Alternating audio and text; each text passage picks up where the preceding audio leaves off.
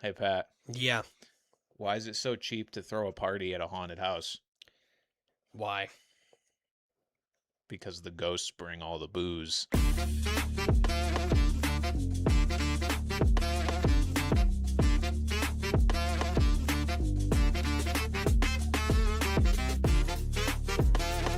Ladies and gentlemen, welcome back to Brand Coverage. I'm Brandon Carney alongside Pat Gustafson here for your July 29th edition of the podcast. Just quick side note, in the intro, every time I'm like thin in real life, you have a clip of fat me, and then when I'm fat, you have a clip of thin me, which makes me feel bad about fat me. How about you stay the same size for more than 2 weeks at a time? How about you go fuck yourself? Listen, there's only so much I can do. I'm not, unless you want me to hit up the AI and make it just in line with whatever you are that day.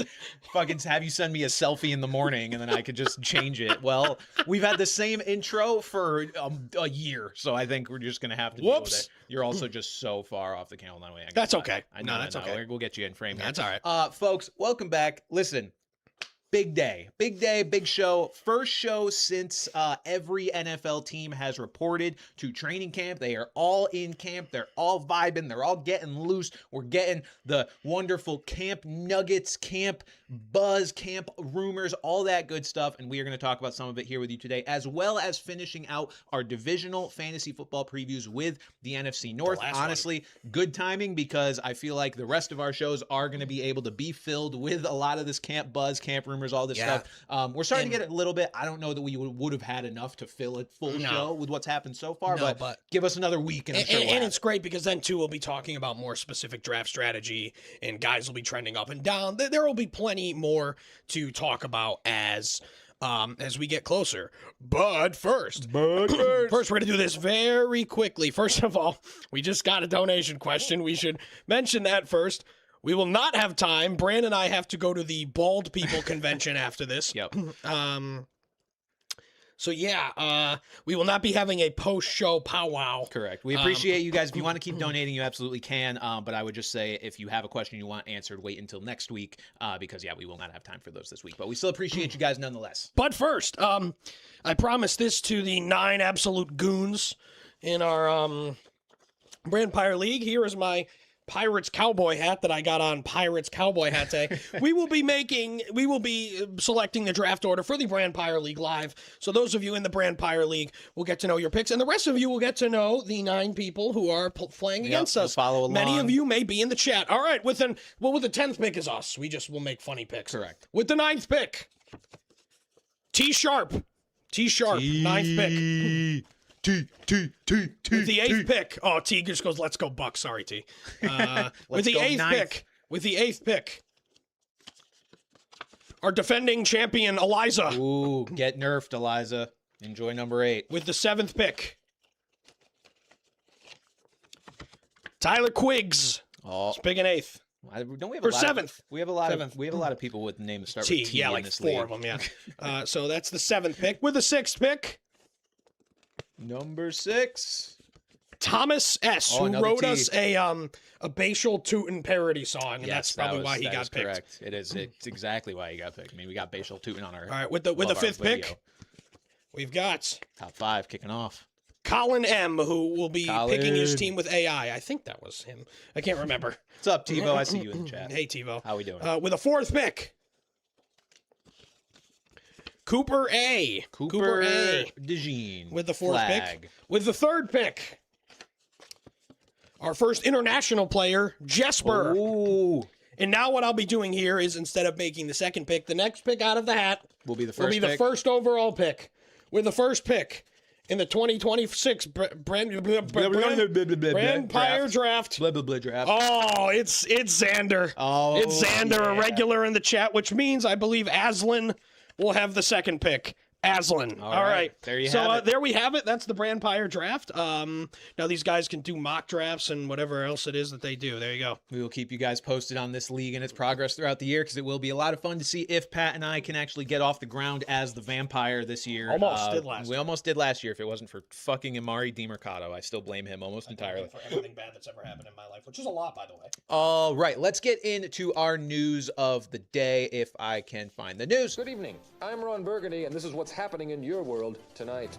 So, yeah, first things first, I guess, Pat, good call adding this. LeBron made his decision. So before we get into football, we should probably... I just put in the chat LeBron. Yeah, we should probably just mention, the greatest NBA player of all time deciding where he's going to play for his next season, and it is Philadelphia 76ers.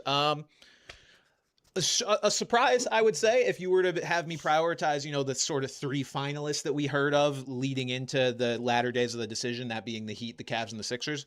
I think I would have had the Sixers last just because of what we had been hearing. It kind of seemed like, he was going to go back home, and then it was like, well, he might go back to the Heat where he had his little fun back in the day and kind of reform a new big three with him, Bam, and Giannis, which, as we talked about, would be a little bit of a weird schematic fit, but, I'm sure they could have made it work to some degree. Instead, he goes to the Sixers, which are just objectively the best team of the three on paper. Well, first of all, when he says this is my last decision, I made the joke, well, I hope no one asks some super salad later in the day, but... Such a fucking idiot. But, yeah, I think at this point, they're the best team. I think Miami would have made more sense than Cleveland, just because they're going to be... In theory, they have a more top-heavy team. But my big thing with Cleveland at first was that, they don't have the money. They're not going to be able to do it. They're going to need to assign a trade. Mm-hmm. Turns out money didn't fucking matter. No. The guy's making less in 2 years than Alec Boehm and Adolis Garcia are making this year for the Phillies. Yeah, 2 years, $8 million.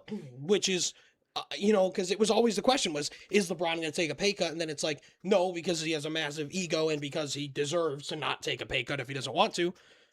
But turns out he wanted to take a pay cut and was willing to do it.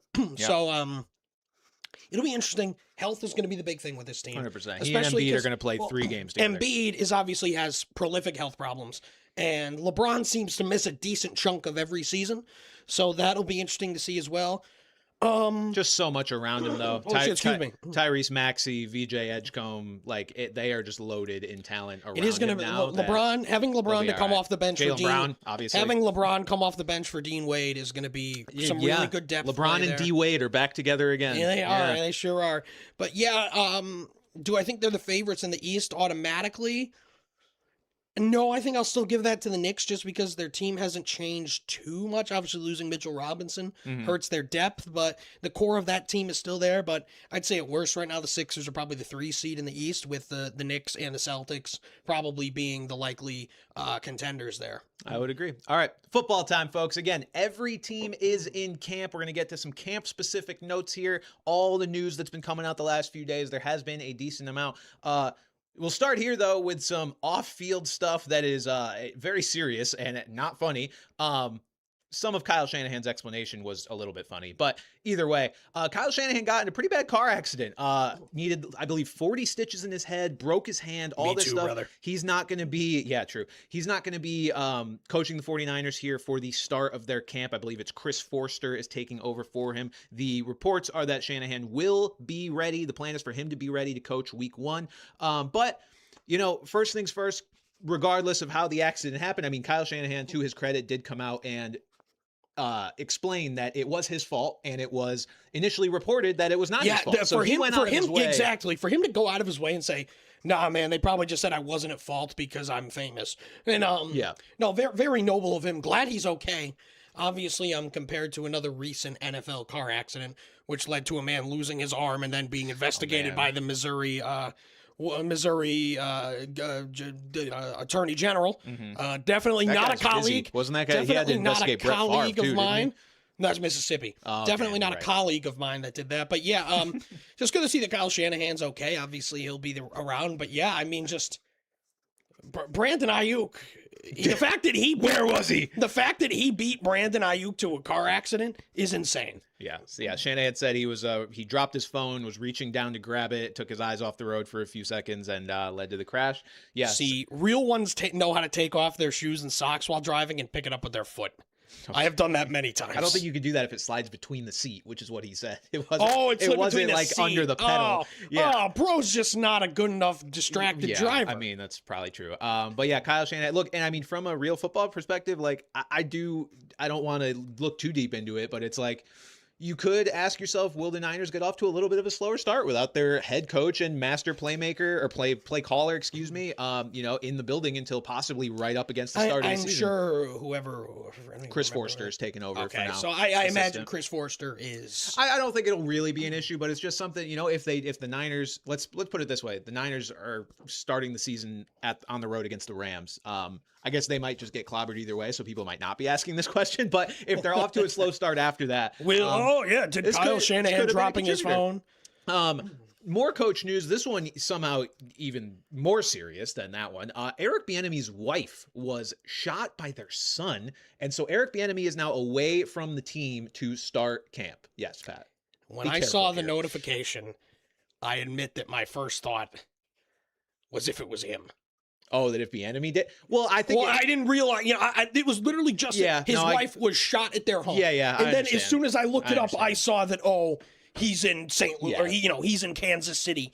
But my first thought was just to brace for the worst. I'm like, no, I mean, when you see something like that, your mind's going to fill in the blanks. That obviously a total tragedy for the family. Hope everybody recovers and gets through this. Except the son. That's pretty fucked up. But yeah, as far as the Chiefs are concerned, I mean, look, this was their, as we unfortunately, and seems inhumane at times, but this is what we are going to do. Approaching this from the football side of things, like this is their shiny returning offensive coordinator. And now he's away from the team to start camp. And that's a little bit different because this is one where he's kind of trying to come in and reintegrate his offense. It's not like Shanahan, who's been around forever. And, they can probably just kind of copy paste continue how they always do things. So yeah, definitely a blow to the Chiefs here to start camp, and just but that's certainly not the priority as much as hoping Bieniemy's wife makes a full recovery. So just some things we have to note here, and now we can get into a bit more of the lighter hearted football news here, because that's what camp's supposed to be. It's supposed to be the opening of the floodgates, the exciting time of year where we just get to talk about ball and good in ball the floodgates things. We got a pretty good first couple days here.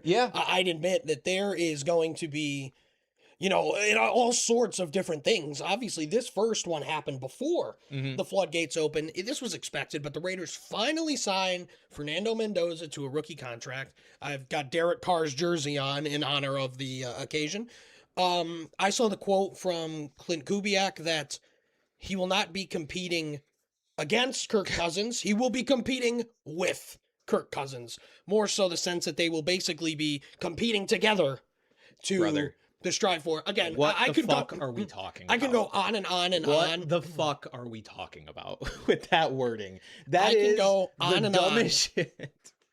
I can go on and on about why, what I believe with Mendoza. I've had some spirited conversations with people over it, but it seems at the very least Kirk Cousins is going to be their starter week 1. So now, but at this point, it's just about, if that is your plan with Mendoza, you stick with it and start his development, and what happens during the regular season happens. But I also think that what's going to wind up happening is that Cousins is going to be underwhelming within the first few weeks of the year, and Mendoza is going to get to go out there and have his shot. Let's see what the Raiders open the season with. So the Raiders open the season at home against the Dolphins. They might be 1-0. Stop the count. They might. Look, we both like the Saints as well. Saints are their week 3 opponent, but they open the season Dolphins, Chargers, Saints, Chiefs, Patriots, Bills, Rams. So can you scroll all the way to the bottom there? Yeah. 3. I'll give them 4 wins. 4 wins? I think that's fair. 5 Titans, maybe. Titans could be a 5th. Titans. But I see the Cardinals, I see the Browns, I see the Jets, and I see my dad's going to that Jets game, by the way. The Jets and the Dolphins. I see them. I also think the Raiders are going to be one of those teams that's good enough and on enough of an upward trajectory that they're going to steal one of these. And they'll be one of those teams that's better than their record implies as well. Yeah, like how the Panthers last year won some outrageous games that they shouldn't have won, and not that the Raiders are going to be like the Panthers because they won their division, but that kind of vibe where it's like they're I could see them winning a game against I could see them splitting with the Broncos or something like that, just because they're sometimes washed-ass Chiefs. Not that they're ever going to win any of these games on paper, but football is not played on paper, and I think the Raiders are going to be a good up and coming team, and they're going to catch some teams by surprise here throughout the year.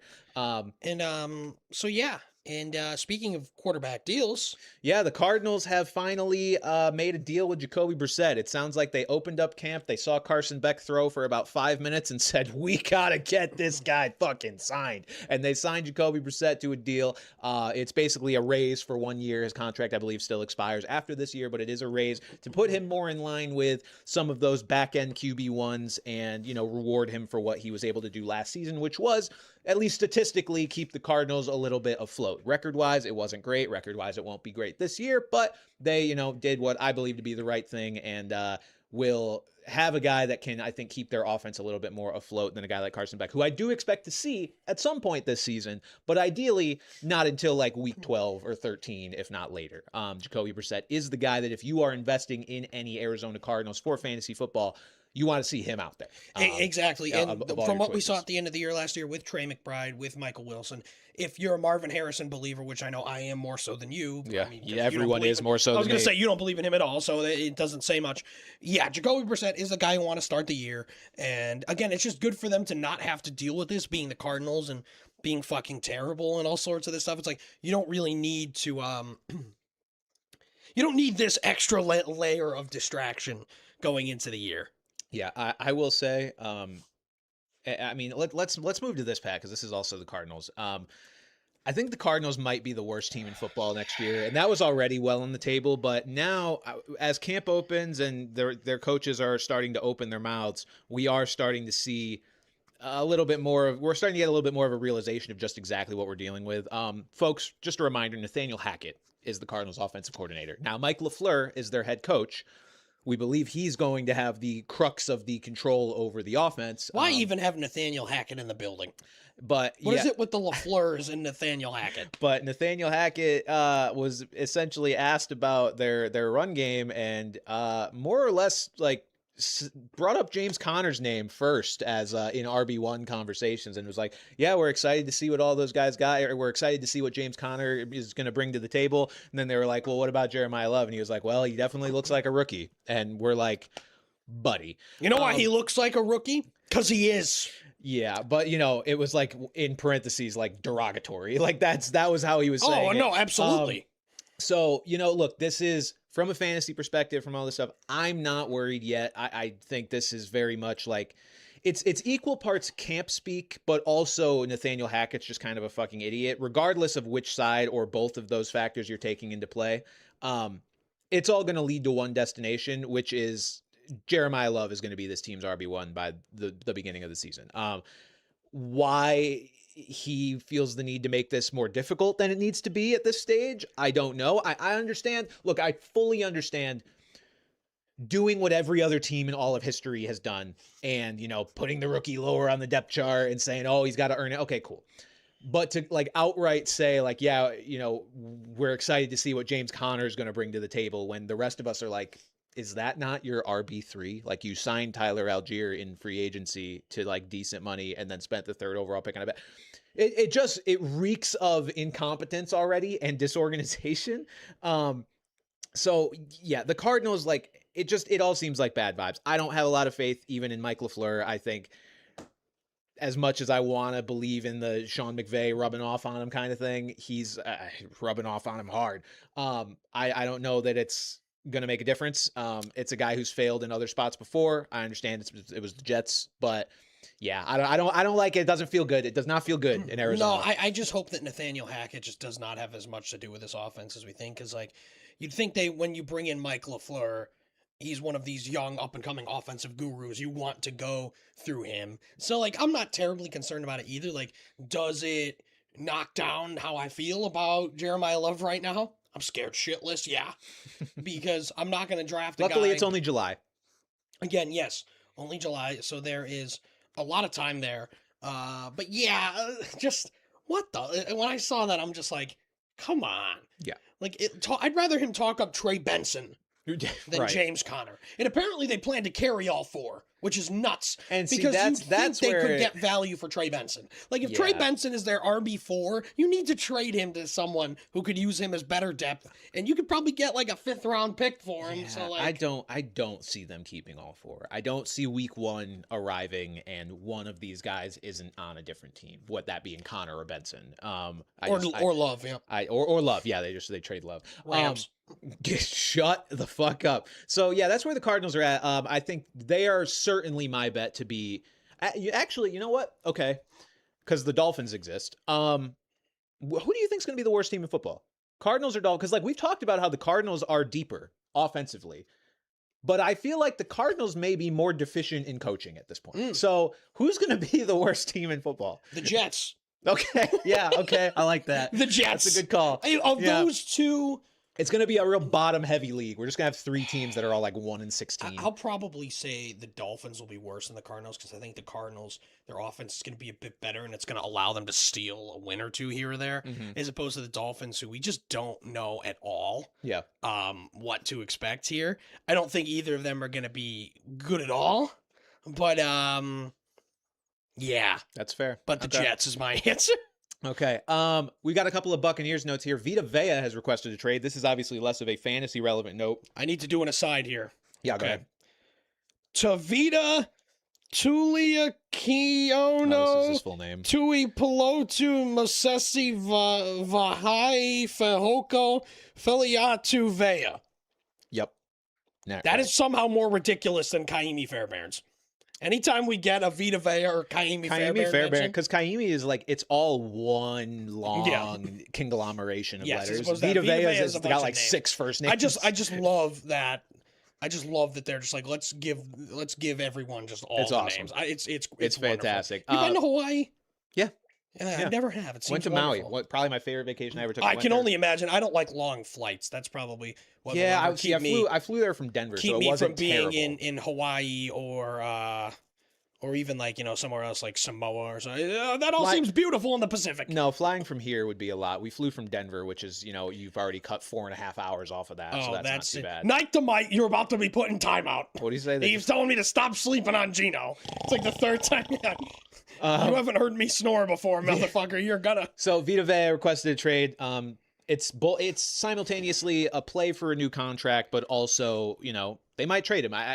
We've seen more trades lately happen than not. It seems like there's a little bit less posturing going on in the NFL and a little bit more, hey, these deals might actually happen. So we will see if one of the NFL's premier, not just run stoppers, but also defensive tackles was able to generate a little bit of pressure, and just one of the biggest human beings in the entire league gets moved here. The Bucks are in a rough spot because the Bucks, to me, feel like they're from a competing in the NFL, not necessarily a fantasy standpoint. They are really in kind of a middle ground right now, where we talked about they didn't get rid of Todd Bowles. You can make of that what you will, but they lose Mike Evans. They lose Levante David. I mean, Levante David's just a free agent and probably retired, but they lose all these pieces that have been so synonymous with their franchise, and they have to potentially get rid of another cornerstone in Vea. They haven't paid Baker Mayfield, who is also not going to be paid now until after the season at the very least. He is going to play out the season on this deal. He does not want to negotiate during the season. So the Bucks just feel like they are in purgatory. Because this is not a Super Bowl caliber team, and then all they're going to be able to do the next couple of years is, like, if they re-sign Baker and they keep Vea, like, they're just going to continue to be hamstringing themselves, and it's not a great formula. What they're really hoping for is just to win the easiest division to win in football. Yeah. Honestly, is their best case scenario. And this is, I'd say, outside of Aaron Glenn, no one's seat is hotter than Todd Bowles. I'd say Todd Bowles' seat is hotter because he's been around. At least Glenn, you could still say that, he's only in his 2nd year, yada. Yeah. Todd Bowles is out of excuses. If Glenn gets like 6 wins, he probably sticks around. It turns around the culture, at least, and there's some sort of cohesion happening. Sure. But Bowles, this team needs to win the division. And I think, I would even argue this is a case, if he wins the division, he still might not be safe. Like, we need to see a drastic turnaround. A Mike Tomlin kind of thing. Not to say that, Todd Bowles is a good defensive coach, but again, it's a very uninspiring overall. I say trade him. Quite frankly, because you'll probably get some sort of value back for him. And again, like you said, if they pay him, you're just clogging up the books. Granted, Vita Vea is quite literally clogging up the path Everything. for running backs, Doorways. which is a very. I didn't realize he's been in the league for 10 years now. Has he? Just about 2018 draft. Okay. So that's, he's been around forever. A great culture guy there. Yeah. But if we're talking financial, if we're talking the direction, it might be best to give him that trade. Yeah. And Todd Bowles only won because of Brady. He basically, it was almost like when John Gruden was handed Tony Dungy's back in Tampa, his Super Bowl winning team, and won. When It Kevin was Ollie Bruce was Arians. This was handing Bruce. Jim Yeah, Calhoun's Bruce UConn Arians team. handed Todd Bowles this team here. Yeah, no, and it I've happens. never been a Todd Bowles guy. He's great for a defensive coordinator, not necessarily. He's done a much better job now. now than he has in New York. That's for sure. Oh, but again, I think anybody can do a better job anywhere. And speaking of, we mentioned Vita Vea, we mentioned Baker, Jahmyr Gibbs and Bijan Robinson have not reported to camp yet, amidst looking for new contracts. Oh, yes, damn, Schefter just.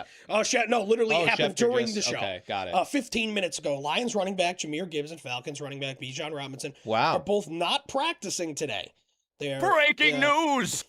They've both had conversations during the offseason. I think this is a case where they're both going to play, and I think both teams are going to do right by them because they are the two most exciting offensive players in the entire league. Both of these teams are should be so incentivized to get their deal done first because whoever gets, I guess it'll only be like one of them will get paid and then the next one will get like $25,000 more just to be able to say, but whoever's last is going to have to pay more. So like both the Falcons and Lions are definitely incentivized to get these deals done because both Gibbs and Bijan are going to be the new highest paid running backs in the NFL. Yeah, I can't see a world where those don't, what in the world would those two teams have to do to not extend, those guys are just...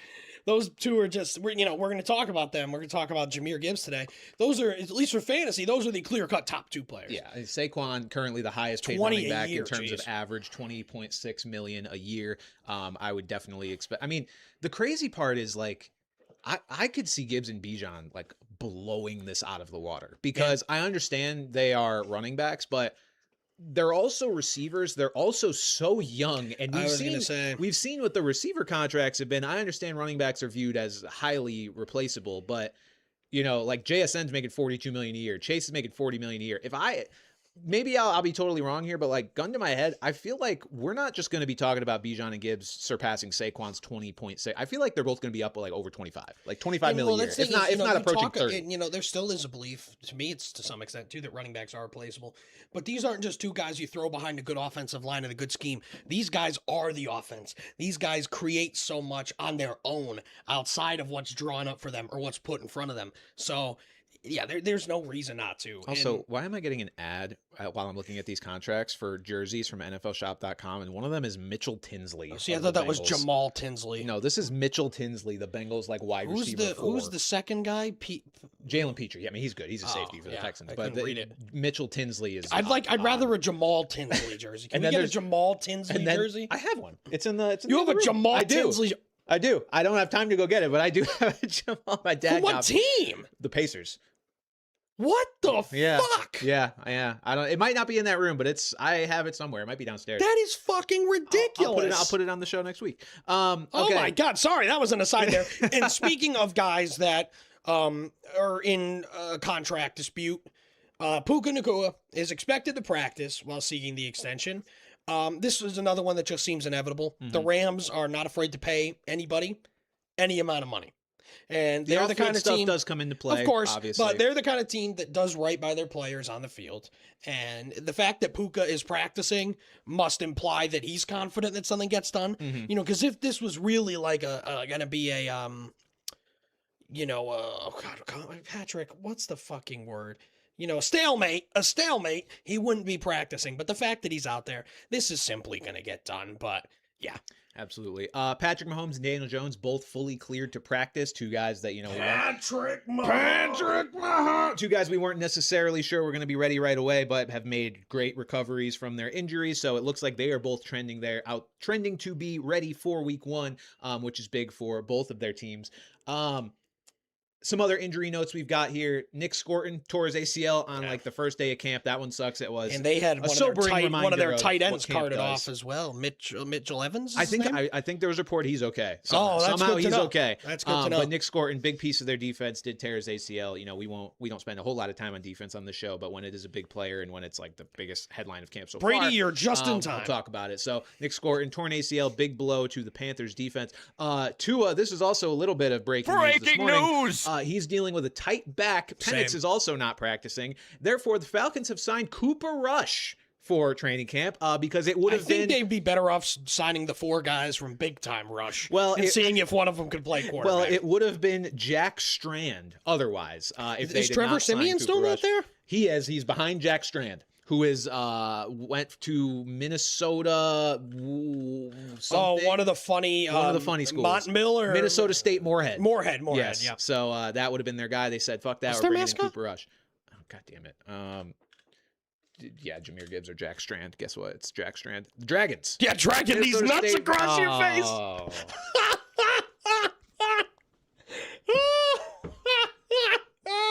Ladies and gentlemen, we fucking got him. We got him so good. Bro, Fuck you. retyped Jack Strand back into Google. I didn't see it. I didn't know. I thought it was going to be And according funny. to our sources, they did actually release Trevor Seaman today. Oh, they released the Seaman. They released the Seaman, something I can no longer do. Fun fact. There are only a couple people. boy. Bran and Shubes are the only people I believe that know about Boy. that. All right, let's move on. Unless here. Bert's here or TiVo. All right, what else we got? So we got the PUP list, physically unable to perform list. So plenty of guys have been placed on it. Also notable, the guys that have not been placed on it. So on the list, also to note, players have until August 30th to come off the physically unable to perform list, or else they have to miss the first 4 weeks of the season. Currently on the list, George Kittle, Alec Pierce, who is described as being a week or 2 from returning, which is good news considering it was a little bit ambiguous leading up to that. Tucker Kraft is on it, which we expected. Luke Musgrave also on it, which I don't think anybody really cares, but he's on it. Unless there was something wrong with Tucker Kraft, is the only reason you would care. And Zach Charbonnet also on it, but with the caveat that it is reportedly going to be a potential close call for him to be ready for week 1. I'm going to go ahead and press X to doubt on that one because he tore his ACL and week 1 would put him, I think 7 months post-op for that. So seems unlikely. I feel like all the talk there has been about Jadarian Price and Emmanuel Wilson as well. Yeah. I feel like so much of the talk has been under the assumption that he won't be ready for a decent amount of time. I was looking, Kraft and Kittle are both insistent that they're going to play week 1 without a pitch count. Mm-hmm. I'm really worried about Alec Pierce, man. I know we talked about them a couple weeks, too. and we talked about the potential. I'm kind of worried about the Colts. This injury for Alec Pierce has been so. You don't like injuries where you're quiet. Mm-hmm. You like to hear the injury. Well, you don't like to hear any injuries, but you like to hear the injury updates like Kittle and Kraft, where they're like, hey, yeah, I fully expect to be ready week 1. Pierce has just kind of been like, oh, yeah, he's hurt. Yeah, right. Yeah, he is someone right now that if I had to draft today, I'm not drafting him with any sense of any kind of value unless he would fall considerably. I'm very worried about Alec Pierce. It was also right a now. guy that we already had questions about for fantasy football purposes. Like he got a big contract extension, which tells you, they want to use him. They're incentivized to use him. He had a big breakout year last year that proved he wasn't just a run in a straight line down the field guy. He's got a little bit more to his game than that. Great connection with Daniel Jones as well. Absolutely. But there were still questions about okay, how is he going to be able to maintain that sort of production? Boy, it is raining cats and dogs out there. So excited to we drive needed an it. hour after this. I mean, I do it every week from only 40 minutes for me. How is he going to be able to adjust, post Michael Pittman? Is he going to struggle to produce more? How is he going to deal with Daniel Jones, who's coming off an injury of his own? All of that is just a lot of complications, complicating a guy that I already wasn't super sold on. So yeah, definitely tough with Alec Pierce. And then Jalen Noel also on the PUP list, which would not be that notable, and I would not care if it weren't for the fact that, Pat, one of the guys off the PUP list, Tank Dell. Return of Tank Dell, baby. He's ready to go. Sounds like he's healthy. He's going to be out there week 1 in some capacity. certainly don't expect him to reprise his role, at least not right away, of essentially CJ Stroud's favorite target. You can make that argument between him and Nico Collins, but it certainly seemed like he had a bit of a bromance going there with Tank Dell. So we'll see if he ever gets back to that point. But either way, just great to see him healthy, great vibes for the team, and maybe it gets CJ Stroud a little bit closer back to what he used to be. And if he can play over Noel, he could be fantasy relevant this year. Like, that's not off the table considering their total lack of receiver depth, proven receiver depth, I should say, beyond Nico. Like, we like Jaden Higgins. I think Jaden Higgins stays ahead of Tank Dell, but I wouldn't say that's like, I'm not putting my mortgage on that. So, you never know. Also off the pup list, we've got Malik Neighbors. That's a big deal. Huge deal. That's a big deal. Huge deal. We assumed he was going to be on the pup list. I guess he could still be placed on it, but the fact he hasn't yet, good news. I mean, it's still scary to me to draft him in fantasy. Obviously, most leagues, including ours, aren't drafting for another month. If we continue to get that steady drumbeat of positive developments with him, maybe he becomes a good pick. But, I would say if you're picking him right now, with the discount that's been applied to him, like, you're probably feeling a little bit better if you're spending like a mid-third on him, because he's going to be a first-round caliber player if he's most healthy. Drafts are about a month away. We're going to hear and see more from Malik Neighbors, and then we'll have a better idea. That's why if you're in a redraft league, you got to wait, man. You got to wait it out. I know best ball guys draft like the day after the NFL draft because those are legitimate psychos. Mm-hmm. But best ball is a plague, but regardless. Yeah, I don't do it because underdog is not legal in Connecticut. But one time I did it because I was on a trip in Massachusetts and did a draft that weekend. But yeah, so wait to draft because we are going to get so much more clarity. But as of right now, yeah, I'm still scared of shit of Malik Neighbors, especially where he's going. And I believe he's fallen to like the third round by now. But again, if it turns out he's really healthy. Yeah, this is far from like all systems go for Malik Neighbors, but it's definitely a great step one with all the doom and gloom we've had surrounding him all offseason. And then Chris Rodriguez is also not in the pup list, which is a big deal considering the foot operation that he got this offseason and his impending camp battle with Bayshul Tutin. And then last, I guess the other sort of relevant player here, Chris Bell is on the non-football injury list. It's looking like he is not going to be ready to start the season, which we kind of expected. But eventually, we'll probably talk about the Dolphins wide receiver one. So important to bring up. And Dynasty, man. If you haven't done your Dynasty drafts yet, I love Chris Bell, man. Important to keep him on the radar. All right, let's get into our division preview.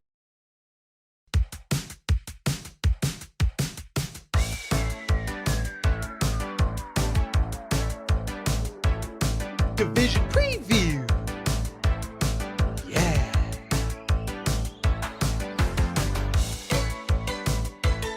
Division preview. Division preview. And it is the NFC North. We're gonna have to. We have some weekly segments like the I'll develop some more the jingles. Injury report. That's like we've got. That'll be the last time you hear the division preview jingle until next year. But I think we'll be able to make some more work here. I'll just use that same jingle but with different words for every segment. Just waiver wire. Yeah, exactly. Okay. The NFC North, objectively the most competitive NFL real life division. Every single team in here had a winning record last season. Got the Bears, got the Lions, got the Packers, got the Vikings, juiced with fantasy potential here. Let's kick things off here, Pat, with the Chicago. Where are they moving? Hammond. The Hammond Indiana Bears. The Hammond Honey Bears. They are the Gary Grizzlies. Heading into year 2 with Ben Johnson. Year 1 was a resounding success. I mean, they won the fucking division, and were not overly far away from the Super Bowl. I mean, they went to overtime with the Rams, who then went on to lose to the Seahawks, but they really showed just the highest end of the possible range of outcomes with Ben Johnson as their head coach. Ben Johnson is that guy. He is going to continue to be that guy. I only expect him to get better this year, and that means I only expect things to get better for pretty much all of their fantasy assets. So, Pat, let's start things off here with Caleb Williams, QB7, 66th overall. You and I have talked a lot about late-round quarterbacks and how much we like that strategy this year. Caleb I don't, depending on the platform you're on, I guess doesn't necessarily qualify as a late round Like quarterback. sixth roundish. He doesn't necessarily qualify as an early round quarterback either if he's the 7th quarterback, generally coming off of boards. And again, depending on your platform, I think there's people that prefer like Jackson Dart. They prefer Justin Herbert. So we got a little bit of a cluster here from QB like 7 to 12. Sort of a late rounder, sort of not. Where do you stand with Caleb Williams heading into this year? Because I am of the opinion that the upside is massive. But also if he just does what he did last year, like you're not going to like that in fantasy. So what do you think he's going to do? I like him a lot. Okay. I like him a lot. Just because, yes, the inconsistencies were there. I mean, we're seeing a couple games here from last year. I mean, they were low. Like the lows were 10, low. 9, 4, but we're seeing a lot of upper 20s as well. I mean, I think we just go another year in the NFL, another year under Ben Johnson's tutelage. There's a great cast of characters around him that we'll talk about. And, the fact that he can run a bit, I think we're just looking at a situation here where this team is only going to get better. And that's mainly going to be surrounded by the fact that Caleb Williams is going to get better. Again, if we're drafting, again, I just don't know if I would love to take a quarterback here. It all depends on what would happen beforehand. But in a vacuum, would I like to have Caleb Williams as my fantasy quarterback this year? Absolutely.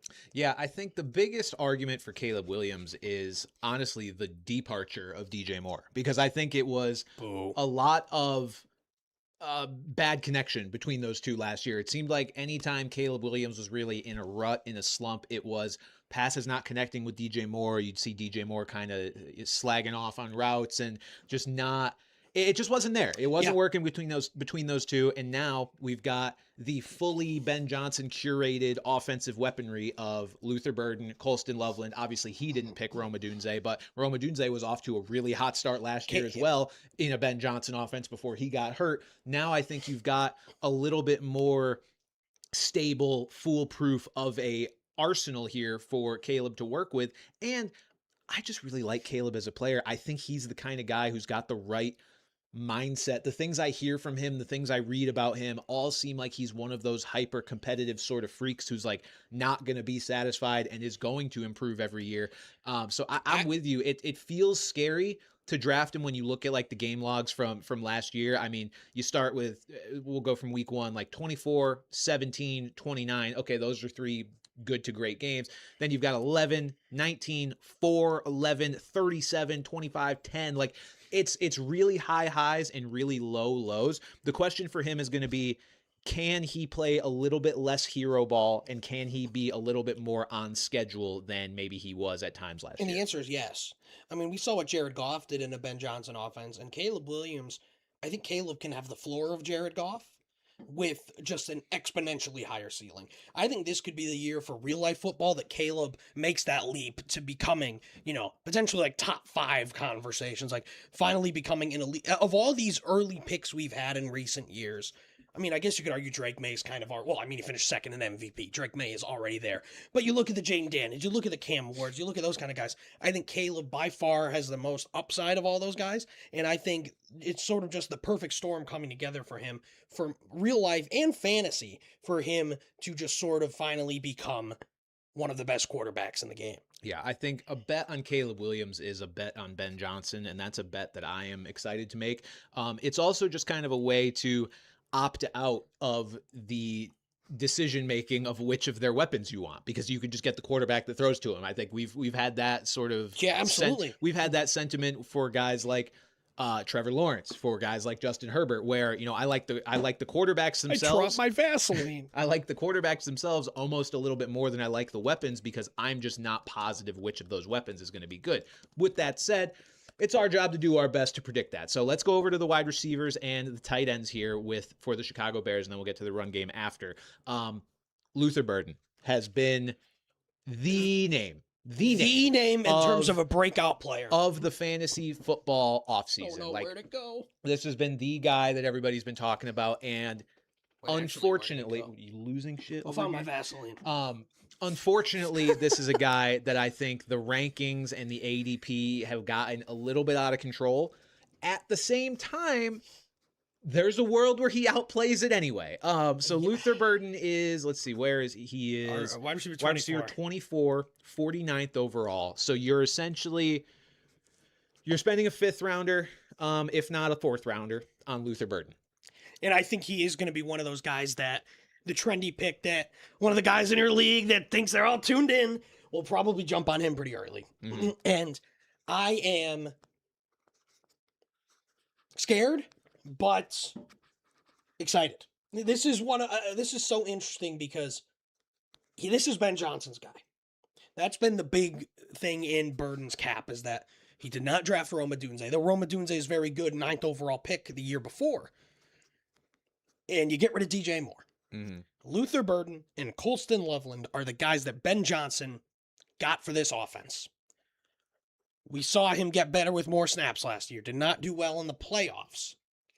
But with Moore gone, and like you said, the vibes just may be better. And just another year for Burden. I think, and again, listen how much the coaching staff just fucking loves the dude. Mm-hmm. I'm a little scared of the ADP. I think that's my issue. Is that Yeah. I just believe it's a little high. And that's the entire question surrounding him is that too rich for what he's done in the league thus far, which is nothing. But it's a matter of like look, the ADP is what it is at this point, right? We can't control that. We can say what we think it should be, what we think it shouldn't be. The fact of the matter is, do you like Luther Burden? What do you think he's going to do this year? And to you, is that a bet worth taking where he's going? Now, Luther Burden, consensus rankings here, again, 49th overall. He's going behind names like Travis Etienne, Devontae Adams, Joe Burrow, Terry McLaurin. He's going ahead of names like Cam Scatterbu, Mike Evans, Jamison Williams, Jaden Daniels, Bucky Irving. I have found myself, and this is kind of a surprise for me, leaning against taking a guy like Luther Burden. Is I know you're usually more so into these kind of guys. Yes, I am. And I have found that it has burned me more times than it has helped me. To me, what I envision for this Bears offense, right? I envision them taking a step forward. I assume Caleb Williams will be the first ever Bears passer to go over 4,000 yards, which he did not do last year. To keep in mind, like, he did not do that last year. But let's say he does go over 4,000, which I expect. I don't necessarily know if it'll be by a lot. I envision this offense working out to where I think we look at it at the end of the year, Colston Loveland's the guy. I think Colston Loveland ends up being the main cog in this offense. And right now it's kind of like nobody knows exactly where to slot those 3 guys. We're like, yeah, they're all going to be good. Odds are one of them will emerge. And I think by the end of the year, we're talking about Colston, like this offense being one that runs through him and has these other guys who are good. They're very good, but they are not the high-end fantasy producer that Colston Loveland is. And I think you're looking at both Rome Odunze and Luther Burden as more volatile sort of high-end flex guys. I agree wholeheartedly. We talked about it at the end of the year, how much we liked Colston Loveland. And then we looked at the early rankings and we're like, oh, everyone loves Colston Loveland. Everyone loves Colston Loveland. But it's kind of just he is the correct take. Like, let's be honest here. He's the Sam Laporta of this offense. Right. And just a lot better of a player. Drafted, 10th overall? Or very close to 10th overall? As opposed to Laporta, who was a mid-round pick. He's just actively a better player, I think, than Sam Laporta. And he is going to be the focal point of this offense, I think, in terms of the passing game. So then the question becomes, who is the Amon-Ra? Is it Luther Burden? Well, again, I think Amon-Ra. Fit-wise, that's what I mean. Like, that's who's going to play that role? I think fit role, it is Burden. Yeah. Which is why I believe I do like Burden a bit better than Odunze. Mm-hmm. If you say, Patrick, you can only draft one Bears pass catcher, I would take Loveland quite early. Like, where's it going? 42nd overall? Mm-hmm. So that's round, the 4? Yeah. Mm-hmm. Yep. Mid-4th. Yes. I think he... Again, that's a weird spot to take tight ends. I feel like you either want to take them really early or wait a little later.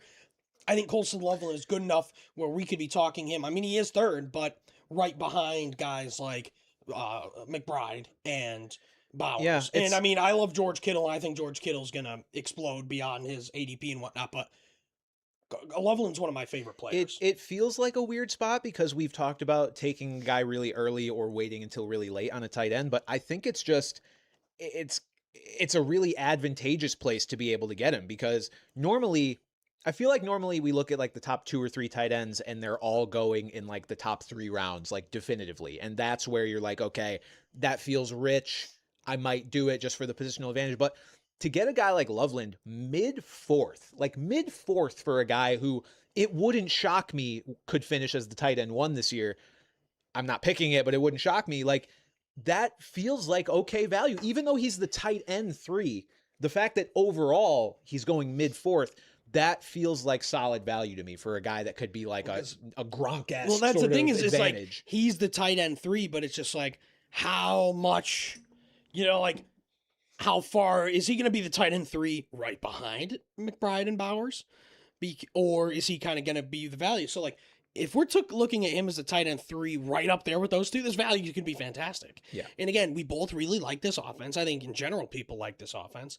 And the end of the year, just the target share. Cole Kmet is gonzo. Yeah. And the other thing that I think bodes well for these 3, as well as Adunze, is that the next highest Bears receiver in the rankings is Khalif Raymond at wide receiver 131, 370 overall. And I believe, let's see where Cole Kmet is. 345, tight end 43. This offense is going to go. This passing offense, is going to go through these 3 guys. And I think Loveland is the sure thing. And I think Burden and Adunze will both produce, but I'm just concerned about the consistency, but I'm more so concerned about it with Adunze. Adunze is someone that I don't necessarily foresee myself drafting a whole lot, just because we saw, there was that one game, I believe on Thanksgiving, he didn't even get targeted. Yeah. Bro was running, let's see, that was, here he goes, no catches on 3 targets. Well, and the biggest thing, and then the Adunze, next week he went 6 for 10, 6 targets, 6 catches on 10 targets, 86 and a touchdown. See, the biggest thing he with got Adunze hurt. is whether or not you want to write off the entire because that wasn't the only place he got hurt. He got hurt after week 4. He just played through it. It was a foot injury. He said it never felt right. Now he's talking about like, this is my new normal. This is just how it's going to feel. So a lot of what Rome Odunze did outside of those first 4 weeks of the season were drastically impacted by injuries. That's why you have this 76% snap percentage in that game, because he got hurt during it. And so it's a matter of like, do you want to write that off? A lot of the time in the past, I have just been willing to write that off for guys because I'm like, look, it's the NFL. Guys get hurt. You have to take the blank slate when you can get it, the following season. Like, okay, he's healthy. We have to just forgive for that unless it's something that we think will affect him long term. The problem is I'm worried that it will affect him long term because he's talking about this being a new normal. He's in an offense with other guys that I really like. I'm not totally out on Rome Odunze. I just am not sure I'm going to find myself taking him a lot. I mean, I look at where he's at. Like, let's say I need a receiver at this point in the draft, right? Like, I like Christian Watson a lot. I'd take him over Odunze. He's ranked above Odunze. Once we start talking, though, about, like, I guess I would take him here. Like, DJ Moore, I think I'm taking Odunze. Okay. Yeah, Marvin Harrison Jr., fuck that. Carnell Tate, I like Carnell Tate. See, that's what I'm saying. All these guys we're Carnell naming Tate. here, I think I'd like those guys over. But Roman. I think Odunze, though, I mean, like, I can't ignore these first 4 weeks, though. Like, to me, it's like, this is what we could just get. We could get this. And if we get this, if he's healthy, like, that's a screaming value. This is a guy that we still have to remember, was taken, 9th overall in the NFL draft? But my only concern about that is that it was by the previous regime. Yes, but the current regime is what got him those outrageous games the first 4 weeks. And that's the thing, is just like, has the coaching staff bought in on him? Yeah, obviously you go and get Luther Burden, Colson Lovell in the draft, but besides that, so you can think like, oh, those 2 guys are going to be the guy. There's nobody. We mentioned it. Nobody else there. Yeah. In terms of pass catchers. So, and in an offense this good, there is surely enough room to go around for 3 pass catchers to have production. And, if Odunze is healthy, then yeah, like this could be a good value pick. But I'm just a little bit more concerned with him. Again, the big concern for me is just like, it feels like Burden and Loveland were tailored for this offense as opposed to Odunze, who's a very good player. But it's more so, how do we find him? How do we make him fit? No, I'm but with again, you. still. And I'm going to do something fucking crazy here, Bran. Mm-hmm. I really like DeAndre Swift this year. It's funny. But I like him too. Wait. I don't love him. Wait. What? And I also really like Kyle Monungai. Well, yeah. That's the thing. I think that was the biggest thing about this Ben Johnson offense that we saw in Detroit with David Montgomery and Jahmyr Gibbs. it kind of worked. Again, we're talking about two inferior running backs, I think, in terms of just skill overall. But it worked. First of all, Kyle Monungai's picture is crazy. His eyes are what the heck? He must have been on something there. But Monungai really came on strong at the end of the year last year. Even in games where, Swift is healthy and playing, you're still looking at a guy that's getting 14, 11, 9, 8 carries. And they love him at the goal line as well. They gave him a lot. He had 4 straight weeks with a rushing touchdown at one point in the year. So I think both of these guys can make it work. And again, this is a team that did nothing to add to that backfield. Had they brought someone in, this would be a case of like, oh boy. But they saw what they did with them last year. And again, like you said, could you bring in better talents than them? Yes, sure. But they didn't. Yeah. And they didn't even bring in guys on their level to compete with. So even though it is a pretty decent committee in terms of the split, I think it's going to be, I think it's going to work. I mean, I think Monungai's the better player, straight up. Because, you and I have never been big DeAndre Swift believers in terms of his real life value, but... Unfortunately, I've come around on Swift a little bit, and I think he's probably better than Monungai. Well, I mean, I think he's the better choice than Monungai in terms of the fact that he's going to be the number one guy, so to say. Number one guy. Kyle Monungai. I remember that fake report that Kyle Monungai loves Big Chungus. I still have that screenshot. I just love that goofy rap. No, I think DeAndre Swift's a guy, he to me is just such a safe RB2. If you build your roster out and you've got that RB2 slot open, there's very few players more desirable to me to put in that spot than DeAndre Swift. Just looking at what he did last year, he has the upside for these 20-point games, and when he's not getting those 20-point games, he's usually keeping you kind of safe with these 8's not great, 9.7's not great, 9.0's not great, but for where you're taking him, that's acceptable considering your roster is probably going to be wide receiver heavy. You've probably got 3 starting caliber wide receivers and your RB1. Maybe you went tight end early, QB early, whatever. But for where he's going, it feels very safe. And the fact they didn't add anybody, I like that as well. He's a guy that's going to get it done in the receiving game more so than Kyle Monungai is going to. Yep. So I like both of them at value. I just trust Ben Johnson to put together a good run game and really get both of these guys going to a degree that makes it worth picking them. That was the other thing, sort of burying the lead when talking about the pass catchers was I think this is going to be a run-first offense. But, excuse me, like they tried to be last year. That doesn't mean the passing game can't be effective, but that's the other thing against the Dunze where it's like, oh yeah, he's the number 3 target in a good offense. That's not bad. A number 3 target in a good offense that's also going to run the ball. Yeah. So that's the other thing about it. But, we're going to have one of our classic episodes where we'll talk about DeAndre Swift, the RB Dead Zone episode that we will have in the coming month. And DeAndre Swift's going to be a guy to talk about. But, looking at a guy right above him. He's been the mascot for years looking now. above him, Bucky Irving, Quinshon Judkins, I think I like DeAndre Swift.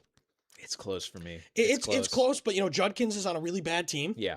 And Bucky's a total wild card. Bucky, as much as we love the guy and as good as he's terrifying. Bucky has, I think, the widest range of outcomes of anybody in this tier, by far. That's what I mean. So, if we're talking a safe pick, I think if I'm picking at pick 54 right there and I need a running back, I think I'm taking DeAndre Swift over those other 2 guys. I agree with you. All right, let's move past the Bears here. We've got the Detroit Lions looking for a redemption season after a down year for them. Jared Goff, QB 16, 112th overall. We've talked about him. He's created an archetype. He is it always used to be Kirk Cousins. Yeah. Was the guy who, except Kirk had a little bit of rushing upside back in his day. He'd get some touchdowns. Sure. Goff is the epitome of I stand in the pocket. Yeah. I don't move. Yeah. And I get my receivers the ball just about as well as anybody in the league. But I myself am not that good for fantasy. Jared Goff, that's what I mean. You look at what is his best range, QB8. And I mean, look, I know he had a QB1 performance, week 2 against Chicago. Look, last year was a down year, so you almost have to look past it because if we're assuming the Lions offense is going to be a little bit more back on track, hoping they've gotten that offensive line together, I think it's worth looking at as 2024. But Pat, there's a reason we weren't sitting here last year talking about Jared Goff as a high-end quarterback option heading into 2025, and it's because he is just such a low, his floor's low, it's fucking low. And when you have a guy 2024, he started the year 12.4, 10.8, 15.6 is okay. Then you get 26 and 25 back-to-back games. Cool. 18, that's all right. And then you get 15, 9, 12. Jared Goff's a guy you can stream in the right game. And that's it. Sure. And that's it. Other than that, his job is to put the other guys on the map. Exactly. And I think that's exactly. Don't draft Jared Goff. Yes. Again, even if you're going to take one of those more like standard pocket passer kind of guys, obviously Brock Purdy runs, but like, give me Dak Prescott, give me Brock Purdy, give me Bo Nix, give me Patrick Mahomes, give me Matthew Stafford. Like I would take, and then even going down, give me Tyler Shuck, give me Malik Willis. Like at that range, I just have no desire to draft Jared Goff. Again, he'll be we'll look at it during the season where there are teams starting Jared Goff. He'll be because more of injuries and buys and whatnot. He'll be more streamable this year. For no reason. He'll be more streamable this year because the Lions are facing that last place schedule. They open the season versus the Saints, at the Bills, versus the Jets, at the Panthers, at the Cardinals, versus the Packers, who may still not have Micah Parsons. Then you've got the Vikings. That's always a tough game. Then you've got at the Dolphins, Patriots, Bucks, Bears. Like, I'll say this, the schedule is enticing. For sure. I was saying to you before the show, a good friend of mine, a Lions fan, that was his selling point, was that they're going to have an easy schedule, and that's going to be able to boon them because they're not truly a last place team, which they're not. That's the thing about the Patriots is when the Patriots finished last, they were a last place team. The Lions were not a last place team. They just happened to be in the best division in football. Right. So the fact that a not last place team getting a last place schedule, it's a bit of a cheat code. It could benefit them. In real life football, you know, like I have two friends at work that are Lions fans. One, you know, the pessimist, 7 wins at best, and the other, 11-6. I'll meet you in the middle. Give me 9. Give me 9-8 for them. I mean, they went 9-8 last year, and it was considered a disappointment. I think I'll take 11-6 for them. Okay, I think they bounce back a little bit. And look, that's Jared another Goff, question is who the fuck's gonna win this division? Yeah, well, Jared Goff, like as we're talking through it, like I don't want to commit to him throughout the year, but I will say, so I take back my just pure don't draft Jared Goff. Maybe draft him and like start him for a couple weeks if you are really punting quarterback. Like if you want to go Jared Goff, Kyler Murray combo, I'm okay with that. Jared Goff, Malik Willis combo, and then just try to pick up off waivers if neither one pans out. Cool. Goff is just, again, he's still... Kirk Cousins, get a Jared Goff combo? He is still a floor guy, but with the schedule he has this year, like, I could see the floor being a little bit higher. This show is brought to you by Equate Saline Nasal Spray. Now, speaking of the Lions schedule, and we don't have to spend a lot of time on this, Jahmyr Gibbs might just break records this year. You know, with that schedule. Definitively on Fantasy Pros, these are the consensus rankings, not ADP. They have him at second. Which I think is egregious. I don't think it's egregious. I do. I have come to the conclusion that if I have the first pick in any league, I am taking Jahmyr Gibbs. I am taking Jahmyr Gibbs because we have seen him be so fucking good with the ultimate, like, David Montgomery's not even a vulture. David Montgomery is just fucking good. He's a good back. back. Just a good running back, and he is gone. And you bring in Isaiah Pacheco, who is going to be a nice compliment. No more. Yeah. Like, I don't think this is going to be the Batman and Robin kind of thing. Isaiah Pacheco is going to come in when the Lions are already up by 30 and they are on the goal line again, and he'll score. And he's the Dan Campbell kind of guy, like, you know, like really angry runner, things like that. Isaiah Pacheco is nothing more than a very high-end handcuff. If something were to happen to Jahmyr Gibbs, knock on everything, Isaiah Pacheco is a must-start player at that point. But I love Bijan. But if I have the first pick, I am taking Jahmyr Gibbs. I love Bijan too, and like if you draft Bijan over Gibbs, you're gonna be just fine. That's what I mean. I'm not gonna tell you you're wrong. Well, no, but to me, it's still just clear to me, like Gibbs above Bijan. Like, and it's like, again, you're gonna be so fine with Bijan, but it's like having a nitrous player and then like a super duper nitrous player. Like, obviously, you take the super duper one. Jahmyr Gibbs is on a better team with more consistent offenses, with a super easy schedule, with even less competition than Bijan has, if that's possible. Like, to me, it's like, it's hard to explain. Bijan's going to be really, really good, and there's no possible way to fuck over your team by selecting Bijan Robinson. With that said, I kind of think you're a moron if you have the number 1 overall pick and you don't take Jahmyr Gibbs. Like, it's another half level above in terms of the projection this year.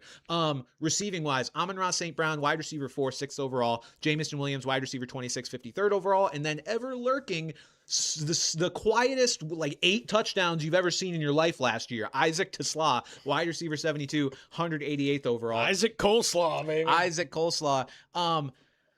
Pat, I think I'm pretty out on Jamison Williams. I am so out on Jamison Williams. Okay. It's not even, I've never been a big Jamison Williams guy, but you look at last year, so much of his production came without Sam Laporta on the field. And Drew Petzing is very much a tight end fella. So I really think that this offense in general, we talked about it as the case where it's like, oh, they're going to bring in and kind of try to just replace Ben Johnson with one of his disciples. Well, that didn't fucking work. This is now Dan Campbell and Drew Petzing's offense. So you can't look at this like the case of like, oh, it's going to be a 2 running back share. Jamison Williams is still just that long dart play. I think he might have one of the worst ADPs of anybody.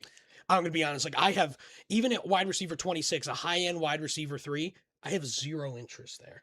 I have zero interest in Jamison Williams here. Yeah, I'm with you. I think that sort of boom bust player archetype I already don't love. And then you're right. It is cut and dry. Like, look, these numbers are amazing. The guy is so talented. So the guy's a great player. It's worth talking about like just the contingent upside that should something pop up with Sam Laporta again, that injury or Amon-Ra, God forbid, he seems to tweak something once a year. Yeah, but he doesn't miss games because he's a lunatic. Yeah, he did not miss any games. He missed like one even though he clearly had a game where he had 1 target, no catches. He was clearly not on the field. I think with Petzing coming in is a boon for Laporta and a knock for Jamison Williams to the point where I'm good on JMO.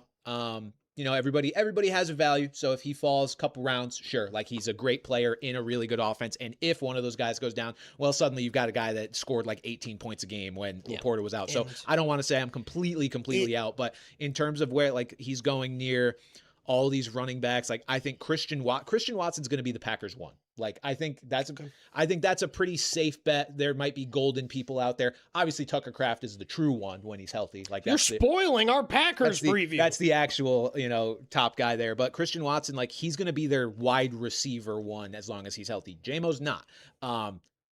Even like a Dunze, like that's an interesting conversation to me, like a Dunze and Jamison Williams. So yeah, I think Williams is definitely a riskier play considering his production came last year without Laporta, and Petzing's coming in and has that propensity to even want to run slightly heavier formations. Now, how much Dan Campbell allows him to do that, because Dan Campbell is ultimately the czar of the offense, we'll see. But if they are running heavier formations, which wide receiver do you think is coming off the field? It's Jamison Williams. Absolutely. Amon-Ra's going to be fine. Yeah. What do you think about Amon-Ra? Because obviously we are picking 5th and 6th in our league, and he's currently going 6th at wide receiver 4. But the one thing you need to realize, and this is just a piece of advice, you got to know your league. Yeah. Our league was non-PPR, like no PPR until what? We've done it 2 years ago. Yeah. Running backs go like we have not adjusted. Like we have still not adjusted. So it's like, we're picking at 6. I would love to take Amon-Ra there, but I think in our case it's going to be we need a running back because of that come back around at the 2nd round. They're going to be fucking gone. Yeah, I've talked on this show many times about Ashton Genty's my guy. I'm thinking strongly about him at 5. I will say as time goes on, I'll take him if Bran doesn't. I will say as time goes on, like Amon-Ra has tempted me a little bit as well. Yeah. He's just such a safe player, and honestly, the thing that put it over the top was looking at that schedule, and I'm just like, man, the Lions are going to score a lot of fucking points, and he's going to be involved, and that feels like a safer bet. At the same time, because it is our league, we have to play that carefully, because if I don't take a running back there, come around to me in the 2nd round, who's my RB1 going to be? Now, there could be some good options. Bran, if you look at normal, you could join me in the 0 RB. If you look at normal rankings, they would suggest I could get a guy like Kenneth Walker, Derrick Henry, Omarion Hampton, Chase Brown even at my 2nd pick. You fucking thought. Odds are that's not going to happen. We're probably looking at Kyron Williams, Josh Jacobs, Breece Hall. Well, but it's like, obviously we have a finite amount of players that have to go, but it's like I'm more likely to be staring at like Drake London's going to be available to me at 20 for some reason, like AJ Brown, George Pickens, AJ Brown, like Nico Collins. I guess looking at this, like it seems like there's a decent bet one of these running backs will be there, but like who and am I going to be happy? If you're in a normal league, Amon-Ra is a very good 6th. He's pick. Amazing. He's an amazing. He's been wide receiver 3 each of the past 3 years. You can argue him over JSN. I think that's a very fair argument. I'm taking him over JSN. Again, I think with JSN, there's just the uncertainty of what's that going to look like without Clint Kubiak. Yes. But yeah, even with Drew Petzing being a bum, Amon-Ra is still just right. And he's Dan Campbell's guy. And then Sam Laporta, like you said, tight end 8. Drew Petzing loved Trey McBride. Trey McBride is, in terms of skill, probably the 2nd best tight end in the league. But Laporta has proven to be very good as well, and has just had some down years because of injury and whatnot. Do we think that, like, looking at these rankings, I'd take him over Kyle Pitts or Harold Fannin. I would take him at my tight end 6. Well, I'd probably take Kittle ahead of him too. So, like, we're talking about tight end 6 or 7. God damn it. We're talking like tight end 6 or 7 here. Again, I think that even though it's weird to see what this offense is going to be like. I do think he's going to be involved. We talk about being the number 2 option. I think he's the number 2 option. And I'm back. I like his ADP. I'm back on the Laporta train a little bit, and I had him last year, and he was like fine, like until he got hurt. He opened the season with 10.9, and I was like, okay, that's more or less what I drafted you to do. 6 catches, 79 yards, cool. 3 straight weeks of just not very good, and then 17, 14, 3. 18, 8, and all of this again was with a down offense that we are anticipating will be better. I love him at tight end 8. Love him. And he's a guy that, like, if he falls again because of what he did last year, like, that would convince me to, again, maybe spend a slightly earlier than 13th round pick on a tight end like I normally prefer to do, because I just think the upside is really high there, and I love the talent. Okay, the Green Bay Packers, Pat. Jordan Love, QB 19, 122nd overall. We've got a team here with what looks to be a little bit more consolidated targets, more so than their 5 wide receivers of yesteryear, with Romeo Doubs and Dontavian Wicks both off to greener pastures in terms of Dontavian Wicks, literal greener pastures. I was going to say, boo. Doubs went to bluer pastures. Jordan Love, here's what's interesting to me about the Packers offense. They are projected, Vegas, to be like a top 10 scoring offense, which I believe as well, because we've seen them be very efficient in the past. But I don't think any of their players are really priced that way. Like, if you were to say, hey, the Packers are looking like they're going to score as much as the Lions are, but the Lions have a receiver going in the first round, a running back going first overall. I feel like there's a lot of meat on the bone. For good reason, is because there is always, they are never necessarily going to lean on one guy, especially in the passing game. They just do what it takes to get it done. Mm-hmm. And I think that's the case with this team here. There are a couple guys that I definitely really like here, but it's difficult because as opposed to just talked about 2 very consolidated offenses, and we'll probably talk about one with the Vikings next too. So yeah, I don't love Jordan Love necessarily, but again, you talk about it, it's like, oh, he's the guy that you want the passer. Mm-hmm. I feel like if I'm down that low at quarterback, I'm probably going a different route. Maybe even someone like Kyler Murray, maybe somebody like Malik Willis, just for the rushing upside over someone like Love. But I still like this team. Like, I like this team from a real life standpoint. I like the offense from a real life standpoint. It's just, where is the production going to come from? Yeah, I struggle a little bit to see like the true high end upside for fantasy for Jordan Love. I feel like the guys that he goes near, I mean, first of all, he's QB 18. So in a lot of leagues, he's naturally going undrafted. But if you're waiting until like truly everybody else in your league has taken a quarterback, maybe some of them have taken 2 quarterbacks, you've got Matthew Stafford still on the board, who's going to be in still a pretty pass-heavy team that's going to be throwing a lot of touchdowns. Devontae Adams, the goal line cheat code, is still going to be there.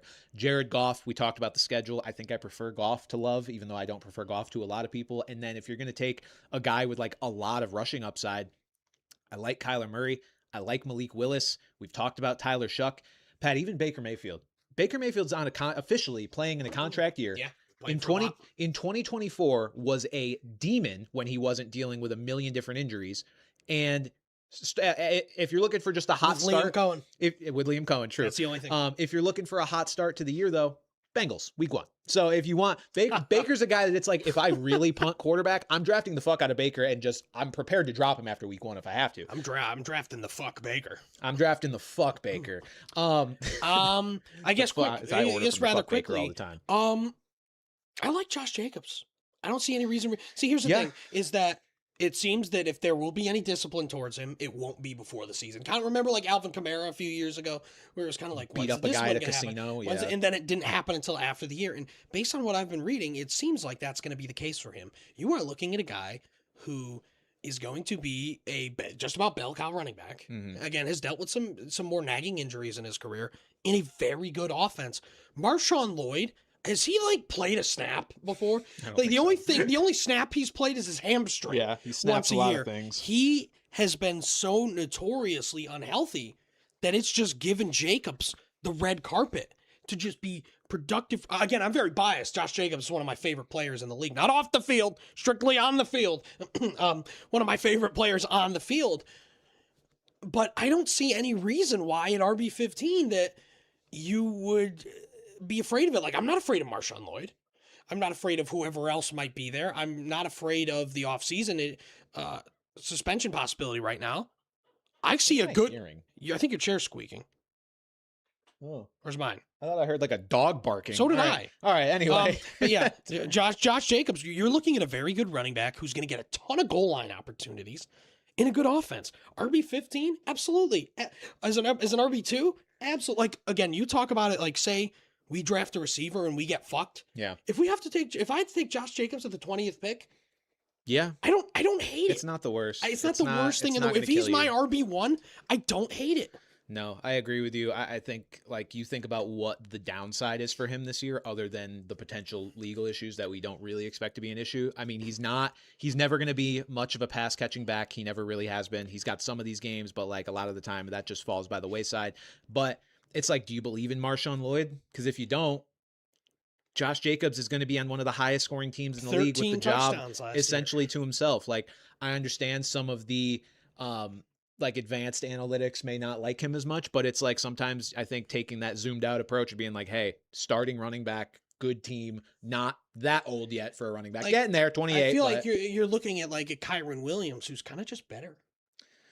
Yeah. Better. So it's I'll like, take Jacobs over Kyron Williams That's what I'm saying. 400 That's what times I'm out of saying. 400. Me too. Absolutely me too. Yeah. So that's what I'm saying here is that I don't like, yeah, I think people are concerned for a couple of reasons, and I just don't see the concerns. Agreed. Now the question is the passing game. Let's just get this out of the way. Tucker Kraft is the wide receiver 1 on this team. Yes. He always has been. Was very good last year before getting hurt. Got me T. Higgins in our league. Thank you, Bert. I bring that up whenever I can. Then he like snapped his femur. But it seems like he's going to start week 1. LaFleur, again, having a very unconventional offense in terms of where you're getting the ball to and the players they have.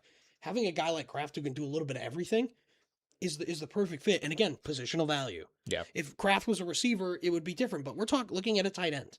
And him going at tight end 5, I think he's absolutely the tight end 5 behind the big 2, and then the 2 second-year players in Loveland and Warren. Mm-hmm. I love Tucker Kraft. I do too. I think the question with him obviously is coming off the injury. How slow is he going to start? Does sound like he's going to be ready for week 1, and it does seem like he's one of those guys that just has the right mindset to come off this injury quickly. I think the difference is too, because I think a lot of people are really clustering him and Kittle as like, okay, it's the injured guys who are coming back and might start slow. Like Tucker Kraft's 25. George Kittle is in fact not 25. He's 32. So if you're talking about ability to bounce back from injury quickly, I think Tucker Kraft has a pretty great chance to do that. I think his tight end 5 price is justified. I just put a guy in timeout for 86,000 seconds. Good, deserved.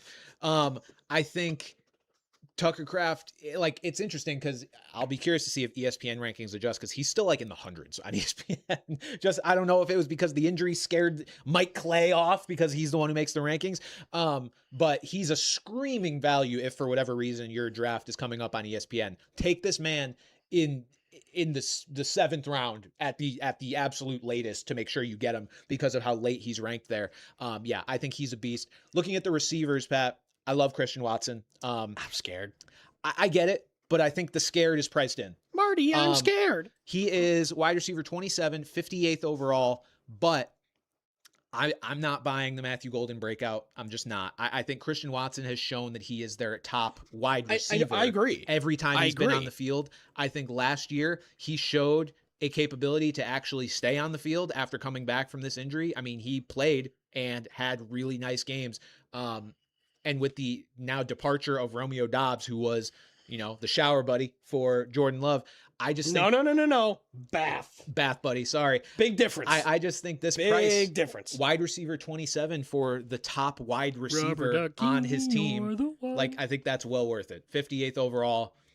It feels good to me. Do I want to put him on a team where I've already drafted a bunch of guys who their injury history scares me? No. Yeah. But if I have a team where I feel secure in that, cool. I'm not putting him with Mike Evans, but again, like, if he's I'll a guy, take him in general. I mean, going at 58, there's a chance that he's like your flex or one of your first options off the bench. That I'm cool with. Like you said, yeah, I do think he's just a straight up wide receiver as opposed to Golden or Kraft or, God forbid, Jaden Reed, who are more gizmo gadget guys.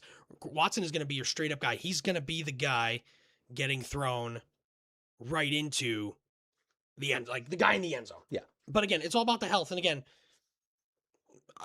he did stay healthy. I'm just a little bit scared. Yeah. A little bit scared. And honestly, Jaden Reed, can we just stop? Can we stop with him? A fun real life football player who is one of the most inconsistent fantasy options ever. He's going to have I owned him 2 years ago and he was pretty good and he had some huge games, but that man again, hurt most of the year, but even comes back, just that man vanishes. I think and that man needs, by now. That man needs a huge play to have a productive fantasy day. And it just doesn't happen. Kathy Greenwood, man. It's like Deebo Samuel if he was missing brain cells. Yeah, I'm with you. And then Matthew Golden, wide receiver 53, 132nd overall. Look, the price is good if you want to bet on the breakout, but to me, I just didn't see enough last year to think that that's a bet I want to take over some of the other bets I could take later in the draft. And you would think that the fact that they took him in the first round for the first time in 100 years, they took a receiver, that they would try to prioritize him a bit more. And we just didn't see that. Well, and they did try. They did try. And a lot of those deep shots were missed. The chemistry wasn't there. And Christian Watson's not a guy I've ever had to worry about chemistry with Jordan Love for. Now, he might be the new Bath guy. Right. Now, here's the thing. Christian Watson. Holy fuck. Christian Watson injury history. Well, address that after. Christian Watson injury history. Golden could become a guy if he goes down again. So I think there's that part of it you could think about. But in terms of the talent, I'm just kind of on him. Yeah. Okay, finishing things out here with the Minnesota Vikings. No man on the Minnesota. Kyler Murray, QB 17, 113th overall. Popular bounce back candidate. Popular just fantasy football name in general. I think he's been a popular guy within this game. Where are you at with Kyler for 2026, Pat? I don't love him. Again, I think part of the thing is the rushing upside, but we've seen him run less and less every year now. Injuries have started to stack up on him. Again, I think down that low, if you're looking for the rushing upside, give me Malik Willis easily over him. There's a lot of upside there. I don't see huge upside with Kyler, to be honest. Again, it's not a terrible pick, but maybe Kevin O'Connell, it really saves this guy. Mm-hmm. Is he good enough for that to happen? I think so. Yeah, I think you look at Kyler. I mean, his elite days are pretty long past. A lot of these years have been muddied by injury, so you don't know what he would have finished at the position if he had played the entire year. But he was QB2 in 2020. That was the year where it was basically fuck it, D-hop down there somewhere, and it was a great year for him. The MVP candidate, borderline kind of play. Running like a maniac. Running like a maniac. Ever since then, he has not surpassed QB10, which, if you draft Kyler this year and you get QB10, yeah, you're probably happy with it. But also, is that a real difference maker at the position? Probably not. So I'm with you with the hesitation. I think it might just be the case that Kyler is not built to be that guy. At the same time, you're not that guy, pal. Going from an organization like the Cardinals to the Vikings, which not just from a obvious weapon standpoint, yes, he's had Trey McBride to throw to the last few years. Trey McBride is, no disrespect, not Justin Jefferson and Jordan Addison, and then whatever the hell TJ Hawkinson has left in him. Yeah. Thomas Jefferson. I like the gamble. It just feels like it is scary. Scary. There are some other gambles I'd rather take. I said, if I'm looking at a pick there and I can take either Kyler Murray or Malik Willis, I'm taking Malik Willis. But again, Kevin O'Connell can prove us completely wrong here, and that's the case. And so I was watching a BDG, shout out BDG, probably my favorite people to listen to, about the first round, and he said the biggest hesitation he had in the first round was with Justin Jefferson. Just because what if Kyler sucks? And I feel like out of everyone that's going, and everyone going in that first round, he has the biggest question mark next to his name outside of injuries. You look at Bijan, Gibbs, Chase, Puka, JSN, new offensive coordinator, but Amon-Ra, McCaffrey injuries, CD, Taylor, James Cook, Ashton Jeanty, Justin Jefferson, out of all those names, he scares me the most too. Just because we saw him finally not realize, JJ was so bad, dude. It's like Kyler's got to be better, but if I'm picking in that range there around 10, I think I'm going in a different direction. Not to say that I dislike Jefferson. I think he's still probably, in terms of talent, the second best wide receiver in the league. But I'm just a little bit scared now. I get. I'm glad I'm not picking in this range. Yeah, no, I get being scared. I'm taking the stance that like he's only ever been bad with like the worst quarterback I've ever seen play football. And so, yeah, Kyler might not be great. Kyler doesn't have to be great. Like, I think Justin Jefferson is going to get back to being that more QB proof type of receiver that, because like, do we think Justin Jefferson is on the level of prime DeAndre Hopkins? Yeah, I think pretty much everybody does. Absolutely. Prime DeAndre Hopkins was putting up numbers with the worst fucking quarterbacks you've ever seen in your life. They were all just also a little bit better than JJ McCarthy. So I think Kyler Murray is going to fall into that tier. Funny enough, because, you know, Kyler's played with DeAndre Hopkins before, but not the point. I'd also like to make a proclamation. This is go my ahead. bold prediction that I've mentioned it before. Kyler Murray will play games in MLB. You think so? That is Still? my bold stance. I think eventually... Well, then you must think this year's going to go really bad. Not for really him. bad, but I mean, like... He's running out of time. Like... To play baseball? Yeah. He's 28. Not really. I mean... And again, he's got the name value. Unless he's going to leave the NFL literally after this year. You think he's going to go to the MLB at like 32? Sure. I don't know. Yeah. I don't know about that. Maybe just for funsies playing Well, double A. I mean, well, he was an 8th overall pick. I know. That I know was he's genuinely a he's really good. player. He can play in Vegas. A lot of good things happen in Vegas, Right? especially Lot of- Top Golf. Yep. True. Pee pee poo poo. Hello, Bert. Bert and I went to the casino yesterday. It was quite But fun. yeah, Justin Jefferson, I think, gets back to being elite. I think Jordan Addison and Juwan Jennings are both just contingency guys.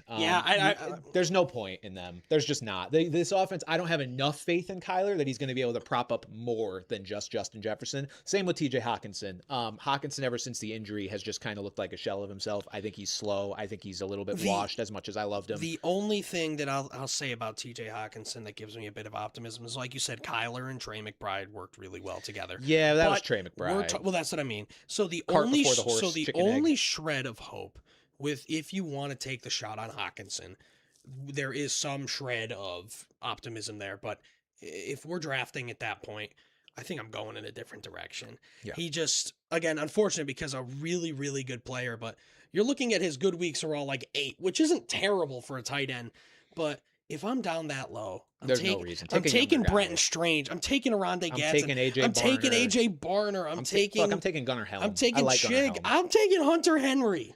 Yeah. Like, there are guys that I just would rather take in that range All than right. Hawkinson. But there is. And real quick, something. we've got the run game here. Aaron Jones, RB 38, 110. Jordan Mason, RB 41, 118. In on Mason, out on Jones is where I'm at. I don't love either of them. Yeah. I don't either, but I don't think love the either of offense them. is going to bounce back, and somebody's got to run the ball. True.